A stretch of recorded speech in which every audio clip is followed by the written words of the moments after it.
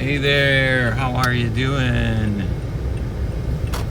little update from the car as I am doing some last minute errands before I begin my journey back to work. Yes, I decided to go back to work this month, and it is a decision that did not come lightly. If you followed my progress here, I was diagnosed with cancer in March, and have since taken on a therapy of doing a deep ketogenic diet, which I do and talk about a lot, and also what has been called the press pulse therapy, which is doing the ketogenic diet, which I'm trying to keep my body in ketosis so we're not feeding the cancer cells any sugars. And then the other part is the synergy I get with chemotherapy, which as the cancer cells are either dying off or really hungry, they'll uptake the chemotherapy. That is and has been a strategy. So far it's worked very well. My last test showed that everything stopped in its tracks and no metastasis of any cancers anywhere else in my body. So happy for that. So what I did was, because I think it's so important that if you have like a disease like this, that you don't get into some negative spiral and think,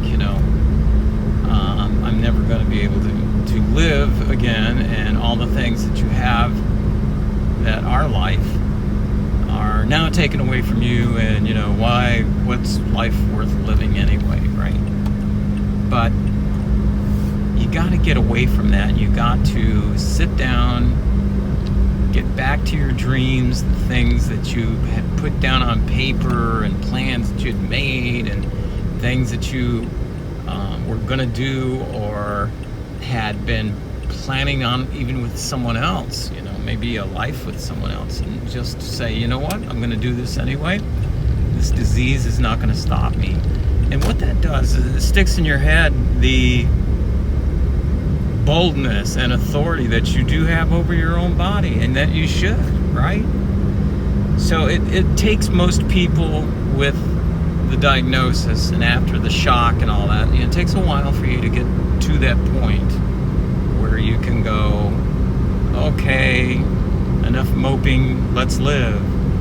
And for me, it did take it took a few months actually, where I thought, okay, first of all, and this is the reason why for me, could be different for you, I decided to concentrate on a protocol for me that would allow me to fight this thing as much as I could on my part, and then allow me to feel good enough to be able to enjoy the moments that I had, right? So I'm doing all that, and then I thought, what would be really good is to try to get back as much as I can to a normal life. Now, I'm not sure that's going to work out because I haven't done it yet. The only thing I have done is worked on my schedule and getting things ready like I'm doing right now. I'm going to a store, I'm going to Walmart Supercenters, where I hope I end up. And I'm going to try to find a thermal lunch box, that I can buy, that I can take my lunch along with me. What I do for my real job, and you that know me a little bit know that I always have a few side hustles going on, right? But my main thing is flight attendant at American Airlines. So that's what I do. And so these trips that I have worked on with my schedule for the month of August, if you're watching this in any other time, we're talking about August, mainly trips they're long trips, but they're not, like numerous trips during the day. Like for airline employees, it's not uncommon if you're working,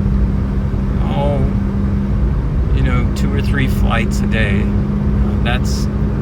It's hard on the body because you're up and down and up and down and up and down. So what I did was I thought, well, let's do transcontinental flights, like from Miami to Los Angeles, or Miami to San Diego, Miami, Seattle, something that takes us across the United States, and see how that works on my body. Now, I've noticed in the last week or so that the thing that like really exhausts me is standing up for long periods of time. And the nice thing about doing this flight attendant gig is that we get up there at cruising altitude, and once we're there, we start our service, which is servicing you, either a beverage service, or if you're up in first class, maybe beverage and meal service, especially on a transcon flight.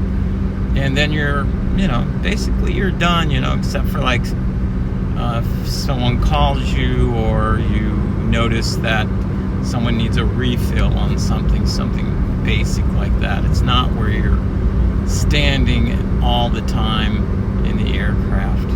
So that's a good thing, right? Hopefully that'll work out well. Now, since I have, like I explained at the beginning of the video here, this therapeutic keto diet, which means low protein, 0 carbs, 0 sugars, lots of fat. You have to, I gotta take stuff for that. I gotta take food with me, because these are not things that I'm gonna be able to find on the airplane, for one thing, and worse, when I get to the destination. A lot of hotels don't have specialized foods, and the foods they do have a lot of times are if you've traveled much, not all that great, right? So got a lot to prepare for. I'm gonna make sure that I try to take everything that I can, and not like take too much at the same time, because we gotta lug this stuff. You don't check anything. So it's all getting back to being your own advocate, being the expert of your body, not in just holistically, but your whole social part too. Your mindset, your activities, your diet, your everything, all the things put together. It's up to you.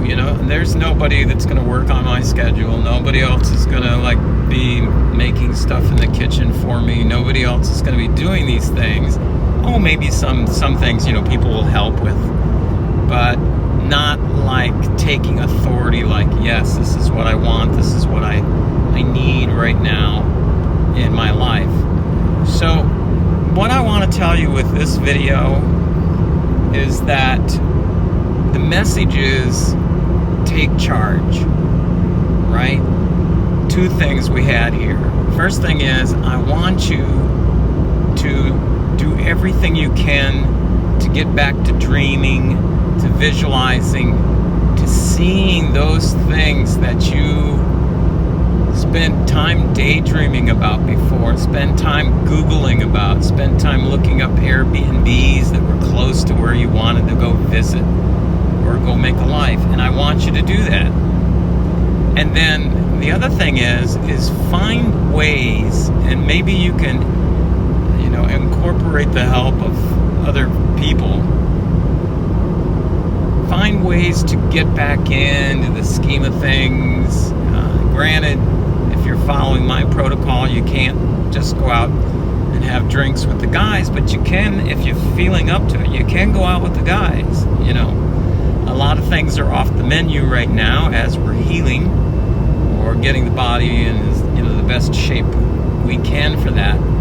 But the whole idea is getting socially active, right? And not laying in bed all day, or, you know, just laying down on the couch and watching TV and waiting for life to pass you by.